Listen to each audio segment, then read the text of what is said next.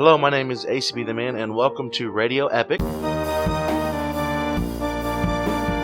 episode 11. So we didn't have a podcast last week. We had July 4th. We were spending some time with family, and this week we're back, and there's actually some Destiny 2 information coming out that we would like to talk about. So first up, we have bnelly. How are you, man?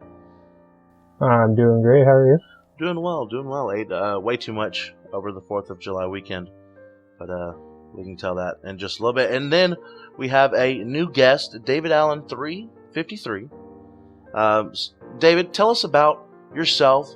Tell us how you found Epic and kind of what you'd like to do while playing Destiny right now. Sure. I've recently moved across the country, and my normal raid group is on the East Coast. I'm on the West Coast, so it's hard to sync up. So I went on to, I think, Reddit and found a post, signed up, and started playing with you guys. I really enjoyed it. It's a great way to find people to actually get in and play raids and endgame PvE stuff. Yeah, and with two of our founders on the West Coast, we have a ton of West Coast people, so it's actually harder for us Central and East Coast guys to find games sometimes because all of you guys want to play way too late. Anyways, well, glad you found Epic. We have something like 570-something clan members and like 250 on Slack. That's ridiculous. But anyways, so there has been a ton of stuff come out this last week, and the most important thing I have to say is Kesha's new song has come out, and it's amazing. I have no comment. I've not heard it. It is a very good song. Go listen to it. Anyways, I thought it'd be funny to say that. I guess it wasn't. But we do actually have some information coming out, and we're going to kind of jump around, and maybe some of this information didn't come out in the order we're talking about it, but we have some beta information according to This Week at Bungie from last week. We have a bunch of stuff that we should expect in the beta. The biggest thing about the beta, though, is it is a test. Nothing from the beta is going to go to Destiny 2, except if you play the beta, you'll get an emblem.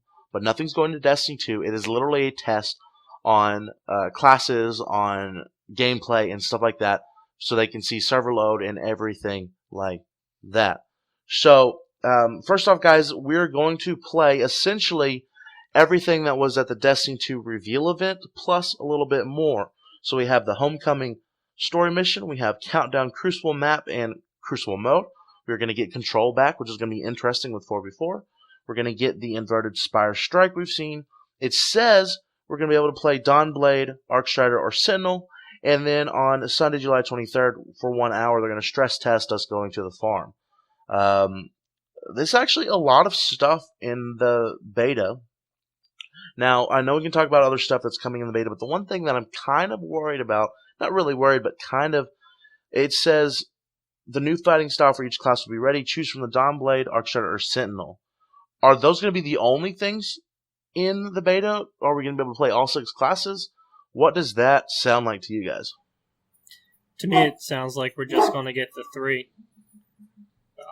I think they're trying to hold back the other subclasses for the actual game. Probably a good assumption. Well, and especially since we've seen nothing about Voidwalker, and that's what we're assuming's in there. I mean, all the Taken King subclasses are essentially gone, so we're assuming Voidwalker will be in there. So what do you, I guess, is this too much? Is this not enough? What are your thoughts on the amount of stuff that we get in the beta? I mean, it's about what I expected. I would have guessed they would give us 2 or 3 story missions, or just something more than what they already previewed, but I didn't expect substantially more than what they're giving us. Do you wish there was a patrol? At least part of a patrol? Yeah, I mean, that'd be enjoyable, but I think they're trying to hold that back. From what I've seen, it doesn't seem like they want to reveal anything about how the patrols work. They are kind of trying to just tie us to the things that work basically the same that we saw in Destiny 1, so I think they're trying to hold back on some of the new improvements to, I guess, surprise us when the actual game comes out. That would be my guess too. Is like, I mean, you don't want to give away everything or, too much right away.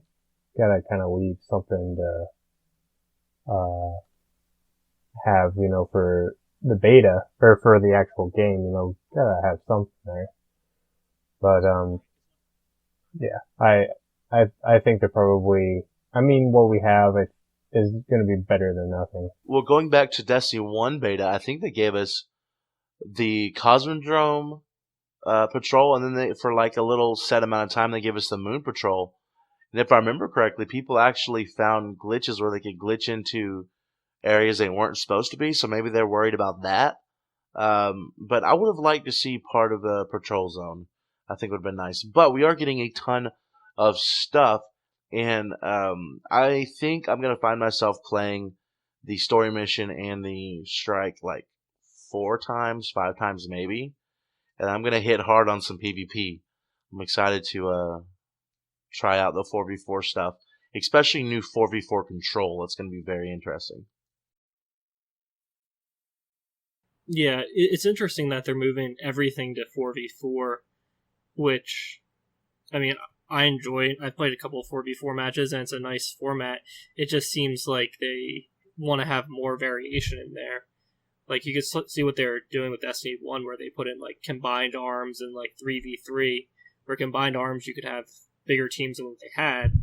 I guess they're deciding they're just going to try to focus on this one particular style that's a more competitive esports style of PvP. Well, it's going back to what they know. I think we've said it a couple times on here too. But think about how this feels. You are 4v4 game mode. You start off with essentially basic weapons. Your primary, yes, you have a energy weapon, but you're essentially starting off with primaries.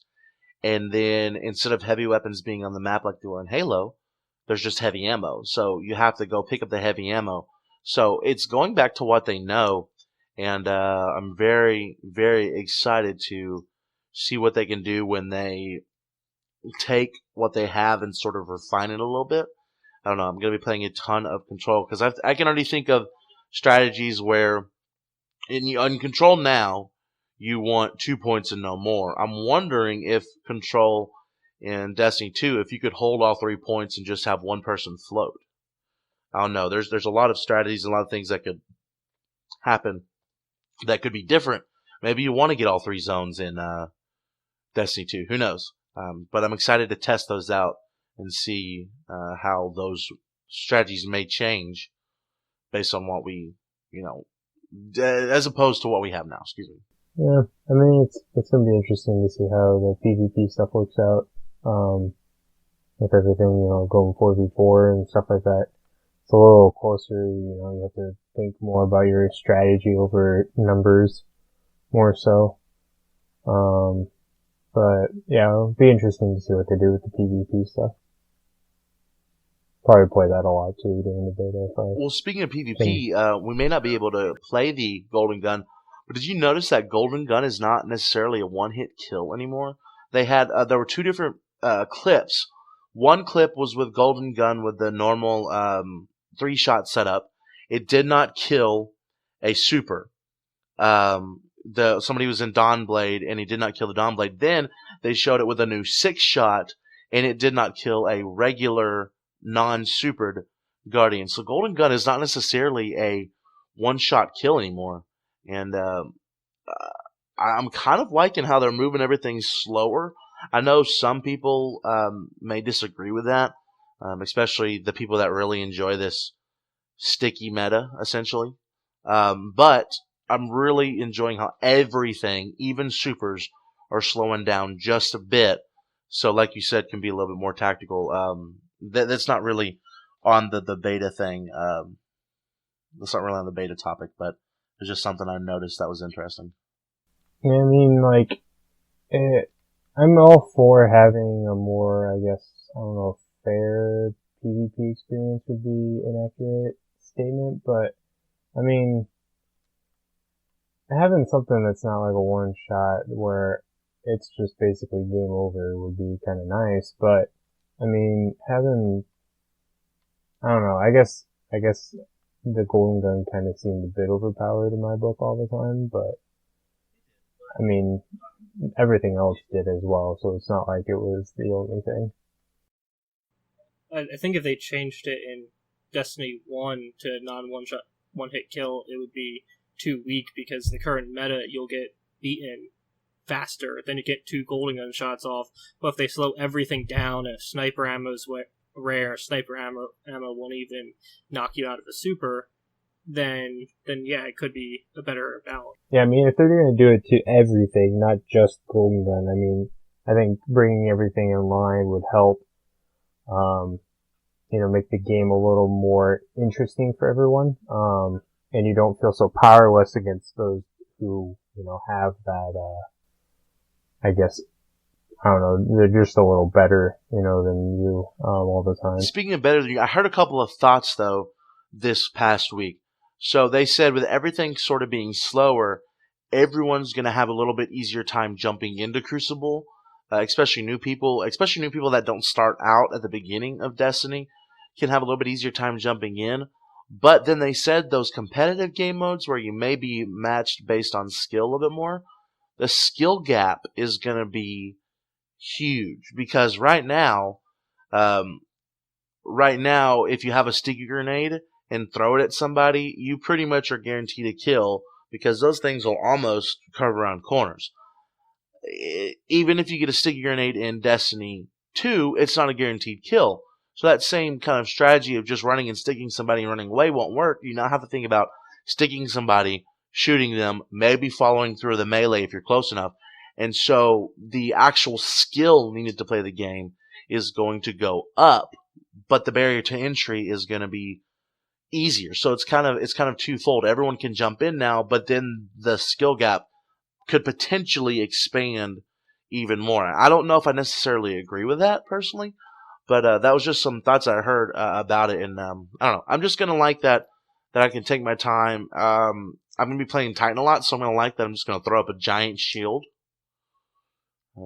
in front of me, even though people can run through it. Having a giant shield is nice.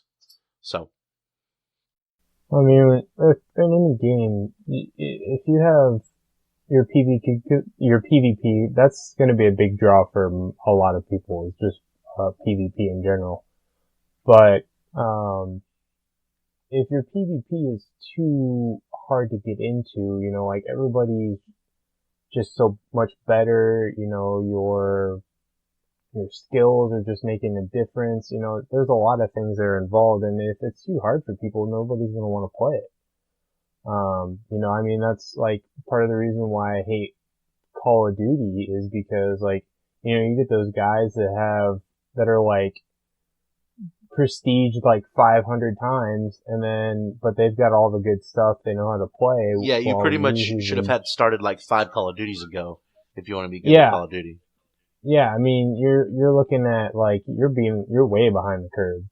And it makes it very hard to want to play, especially if you get matched up with people who are really good.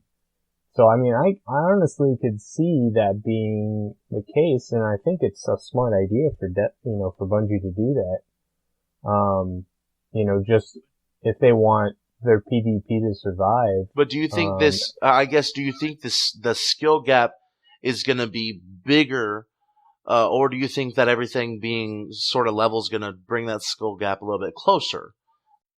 I think the skill gap itself will stay about the same, so the people who right now you can go in and pub stomp in Destiny will still be able to go in and pub stomp, but slowing down the times to kill, what that'll allow is people to understand what they did wrong. Like in Call of Duty sometimes, like, you'll get killed and you won't even know what happened if you're not a top tier player because the time to kill is a tenth of a second. Whereas if you slow it down, the time to kill is a second and a half, you can understand, oh, I missed my second shot, and therefore he killed me faster. Well, I do like that. That's going to help with or we've kind of stopped Sam now that Destiny 1 is ending, but with our teaching series, it's going to definitely help if we can slow things down a little bit more. Go ahead, bnelly, sorry. Oh, yeah, I was just with what David was saying. It's David, right? Yeah.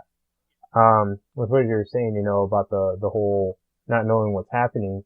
I mean, that's a big part of any game, competitive, whether it's first person shooter or whatever, is, you gotta be able to know what you did wrong. And as I was saying, the cross map tomahawks that you just have to throw just perfectly, that doesn't come right away. That's something you practice. And if you spawn, you run forward 10 feet and get killed by something that you can't see. Yeah, it's very frustrating. Where you see that kill cam where somebody's sniping and they just aim for one part of the wall and they know that their bullet will just go through all those walls. Exactly. Like, yeah, that wow. stuff's frustrating. Yeah. So I mean, I can totally, like I said, I'm kind of looking forward to this change, and it'll be nice to not always get wrecked. Every time I walk into a PvP game. Now, don't get me wrong, real fast. Don't get me wrong. I'm really looking forward to this new Call of Duty because it's not so outer spacey.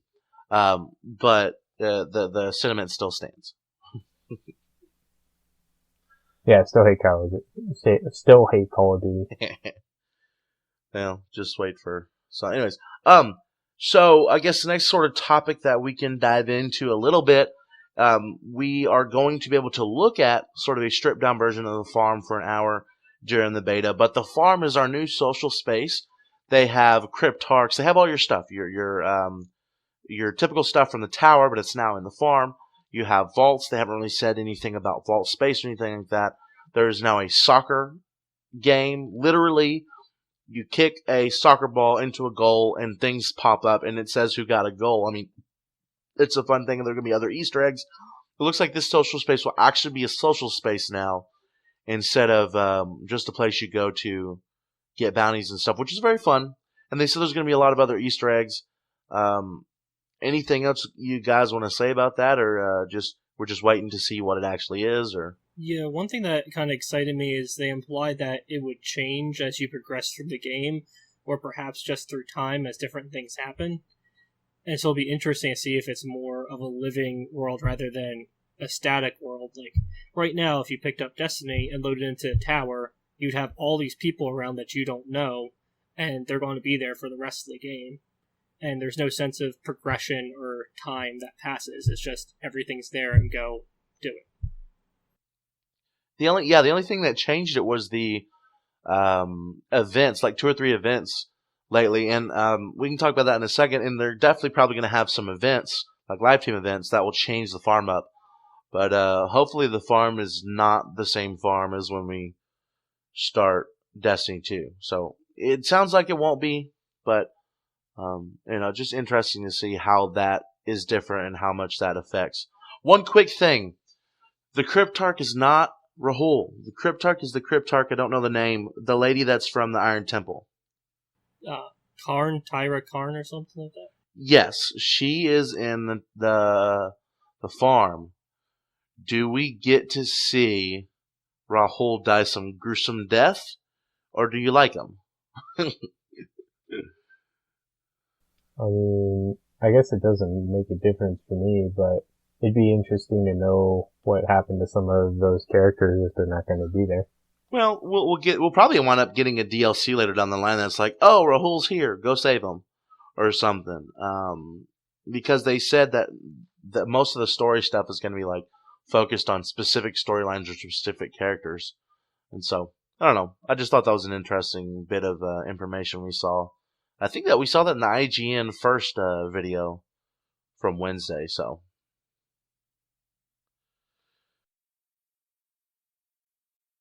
Okay, a big one that's going to make my job as a YouTuber very easy for weapon reviews. Locked loadouts are a thing, and what that means is you will not have a random roll on a weapon. Currently in Destiny 1, you get a weapon and it will have random perks on it.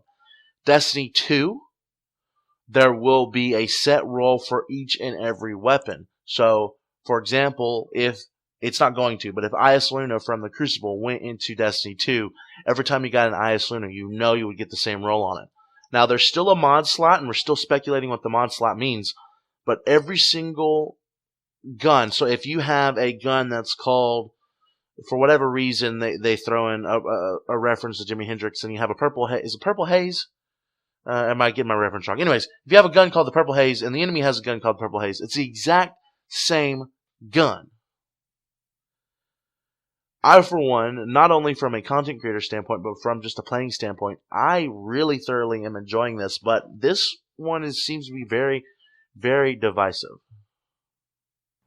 Yeah, I mean, from a PvP's perspective, it makes sense, or at least just a quality of life, because if, say, I want to get an IS Luna, the best IS Luna, I get those drops once every 20 hours of playing, and it may or may not be good. And so now I know, like, okay, this is the activity I can do to get that gun, and when I finally get that gun, it'll be the gun I expect, and not, oh, it's the right archetype, but it's a terrible gun. Well, the problem that I can see, and it probably won't be because they're doing a lot more balancing, and real fast, this allows them to balance individual guns, so they don't have to balance the entire high rate of fire pulse rifle because what was it? Grasp Malik was the best gun ever. Anyways, but the one problem that I see based on this is even though they have that ability, you're not going to want certain guns. Like I said, I'm going to be able to go in and review exotics and legendaries the same. Hey, these have these set perks. Here are the perks. Here's what's good on them. And maybe here's what mod you want with them or whatever. But then we're not searching for god rolls. We're searching for the god roll gun. So there's going to be like one scout rifle that's going to be considered the best scout rifle overall. There's going to be the hand cannon. Now, maybe not. Maybe they'll balance a little bit more. But right now in Destiny, in Destiny 1, even though you really want like 2 or 3 hand cannons, you can still argue with the palindrome and or the IS Luna. You can argue which one's better. There's like 3 or 4 auto rifles that you can argue are good. They really have to walk a fine line of balancing each weapon fairly, or we're going to go into a situation where you only want that one scout rifle. You only want that one grenade launcher. And so I'm very leery of that because it could very easily go back into the same situation if they don't tailor these guns appropriately. Right, and I remember listening to an interview a while ago, and they were saying what they want to do is have, like, seasons of guns. So, like, for, say, October, the new hand cannon is the best gun. But after that, it goes on to a different gun. And if they just keep doing more frequent updates, then they'll end up with, they'll just cycle through and you will have to keep collecting. The thing I see is, the issue I could see with it is people aren't going to be chasing that gun anymore, that god roll.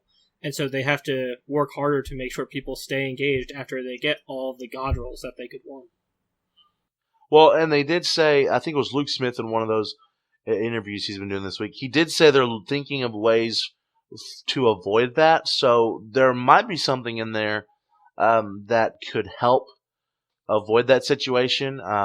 Maybe you have to, like I heard one thing that could be really cool is that the mods have varying levels on them. So you may have like an exotic barrel mod, and who knows, this could be completely wrong, but someone said, what if you had an exotic barrel mod that reduced the stability almost to 0, but if you had a legendary barrel mod, the stability would be reduced down to, or not, the stability would be like not as good as that exotic. So maybe we could fight for or look for these mods. I don't know. They're looking for ways to avoid that, but it is definitely an issue. But at least they're changing. At least they're thinking of new ways for us to play this game, which is awesome.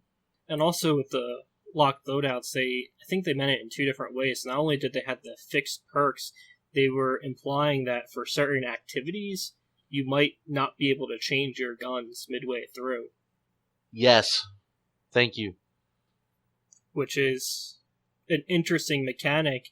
If they took it to extreme, it would be before you fly into the raid, you'd have to organize with your team. Okay, you 2 people are going to have to be the short-range guys, you guys are going to have rocket launchers, and the others are going to have snipers. And organize your team in advance and have to re-strategize based on what you flew in with. That could be an interesting thing to do. I mean, honestly, it would make your raids, I guess, feel more interactive, maybe? Or like, as far or as like continuous. Thinking like you need to really think about what you're bringing instead of just, oh, I'm gonna fill my vault with everything that I can come up with. And think back to Vault of Glass. We were diving into vault of glass and you're going into the depths of the Vex, do you really think you're going to have connection to the tower? Probably not. So it would fit a little bit more lore wise to do that kind of thing. For me personally, and I know this is a slightly opposite direction, I thought more of PvP modes. What if the new Trials of the Nine, which they said is going to be potentially similar to Trials of Osiris, or imagine Trials right now where you fly into Trials of Osiris and you're stuck with the weapon you're there with. So, like right now, a lot of people like to snipe on round one because they have ammo. Then at the end of the round, they switch to sidearm because they will have a secondary ammo. Well, what if you had to choose to stick to that loadout right now? And it's going to be a little different because of the way weapons are going to work in Destiny 2. What happens if you go in there and you are like, yes, I'm going to snipe.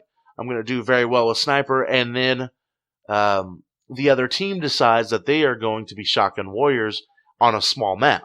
And so you cannot counter, and your sniper is now useless, and you have no way to change.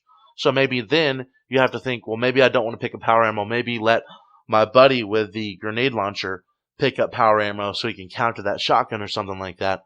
I'm looking more of the PvP side, and I'm definitely excited for that because that can make it a little bit more, use a little bit more strategy going into PvP as well as, like you're saying, the PvE stuff too.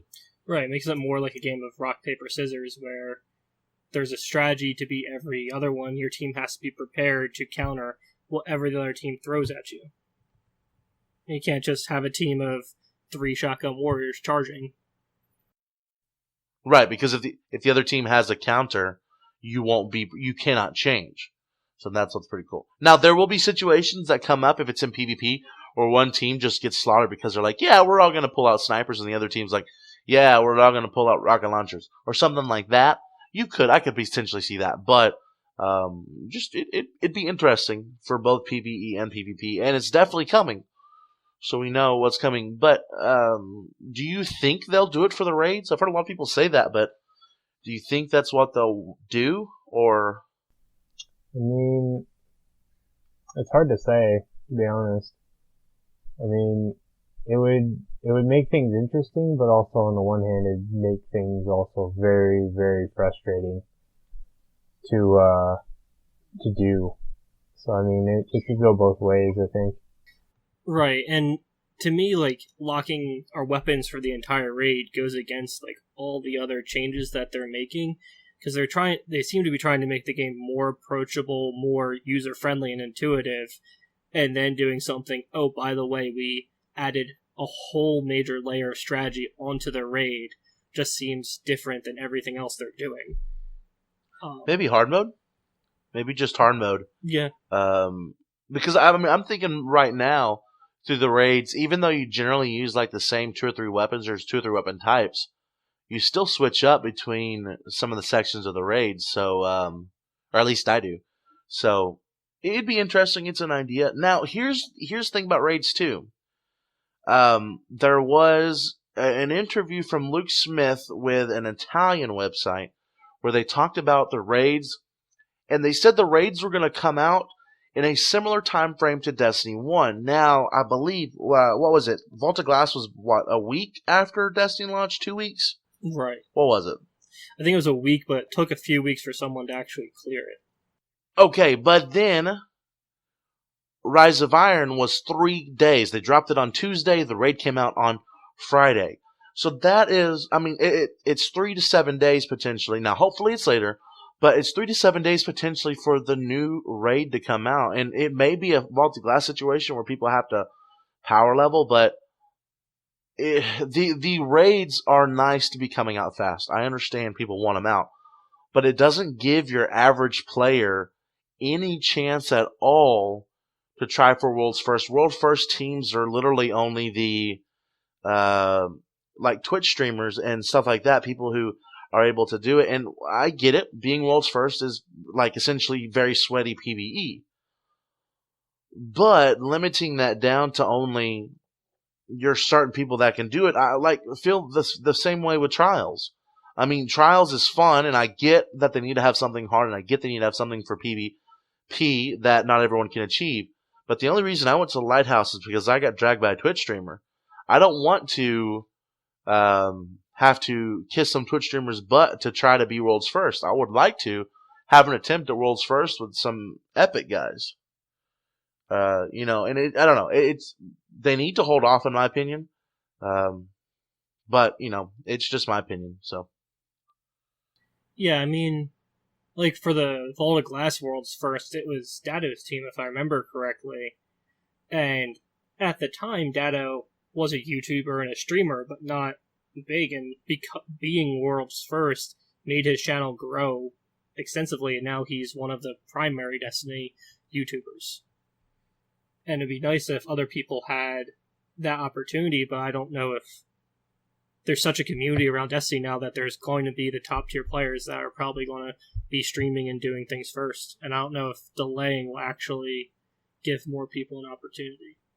If that makes sense. Oh, well. The only thing, honestly, delaying will do, I mean, granted, a world's first race like that is still probably going to be beaten by some Twitch stream team or something like that. But delaying would allow some of us to go in there more blind. Personally, I consume almost every bit of Destiny content I get my hands on. There are some Destiny content creators I ignore, but I have like 8 or 10 content creators that I just follow and watch every bit of information. So they're gonna be like, "Oh, here's the new stuff for the new raid. Oh, here," and if they delayed it, maybe I have a chance to go in there blind. Who knows? It's not a big deal. It's just it seems odd for that statement to be brought out. Especially with the PC players. The PC players are going to know the raid inside and out. If they're like a little bit more hardcore or know what Destiny is, they're going to be know the raid inside and out before they even get a chance to play the game. But oh well. Yeah, pretty much. But I mean, it's going to be the same with any game, so it's not anything that they can stop for the most part. But yeah, I hope they, rather than releasing the raid on a Tuesday, release it on a weekend, so more people have a chance of going blind and have that experience. Because, like, I mean, I consume every bit of Destiny content as well, and so yeah, I might say to myself, "Oh, I'm not going to look at it while I'm at work because I want to go in blind," but the curiosity will get the better of me. I'm going to look at it. I'm going to know the names of the encounters, how to beat them by the time I get home from work. Well, think about it this way, too. Raids, they haven't really said anything about them, but we're assuming raids are going to be 6-man. Do you have a team of 5 other individuals that are not going to look at the raid with you? That's 6 people that have to blind themselves completely to any information. It's doable, but anyways, I guess that's just me being ranty. I always have to rant about something on these podcasts. we should make it a segment. Well, okay. That was acbtheman's rant. Not as powerful as the oh man, what was the other one that I ranted about? That was bad. I don't remember. You'll probably put it in the comments if you look at the comments. Let me think. I think that I know there's other bits of information that came out. bnelly or David, is there any other bits of major bits of information we're missing, or anything you all want to speak about that we haven't chatted about? There's something earlier that I thought of, and I can't remember what it was. Yeah, I did see a picture on Reddit that showed the game map, and it actually pointed to a countdown timer for public events, which will be an excellent quality of life improvement, because right now, going to public events means pulling up a website that's right about half the time, and driving place to place and sitting around for 10 minutes to see if it shows up. Well, to be fair, the public event things in Destiny 1 are random, so they may not happen. But this is literally telling you, hey, a public event will be here, which should make for bigger public events, honestly. At least in the first month or two of the game coming out. So I also noticed you also pointed out, we were talking a little bit beforehand, you also pointed out that we had treasure maps and adventures that told us what kind of loot we were going to get on the map. And I really like that, because we have an idea of what we want to do, but we can see, oh, if I go to that area and do that specific adventure, it's going to give me Nightfall style loot or something like that. And I thought that was very cool. They're giving us a lot more information. They're definitely making this game, very much accessible, and it's awesome. Right, and that's good. Like what you're saying, like it might be Nightfall tier rewards, and that actually goes to the point. Like there might be more activities to do to get top tier rewards.